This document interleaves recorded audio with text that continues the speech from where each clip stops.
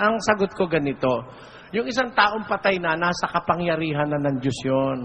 Hindi na yun ipinagdadasal, nasa Kanya na eh. Kaya nga mo ipinagdadasal, wala pa sa Kanyang kapangyarihan eh. Pero pagka namatay na, wala nang magagawang tunay sa namatay na katawan, ang sabi ng pasyon. You cannot amend anymore. His life, His virtues, His mistakes, His shortcomings, His everything cannot be amended by any prayer. Kaya ang patay, hindi na po yan ipinapanalangin. Wala akong mababasa na doktrina Kristiyana sa Bagong Tipan na may patay ipinanalangin nila. Wala nun. Wala kang makikitang kahit isang instance na nalangin ng mga apostol para sa mga patay o ang mga unang Kristiyano yung nanalangin para sa mga patay. Never. Wala yon.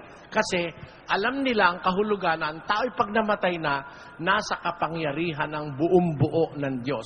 Gaya ng sabi ng pasyon. Gayon nga ni itong araw habang ikay nabubuhay kusang binabahalaan, mili ng anumang bagay magaling o masama man. Pagkapatay na ang tao, ang sa Diyos na iiral. Hindi ka naman nanalangin nun dahil paano mo ipapanalangin nasa Kanya ng kapangyarihan? Ano pa gagawin mo? Hindi ba? Hindi na pinananalangin yun.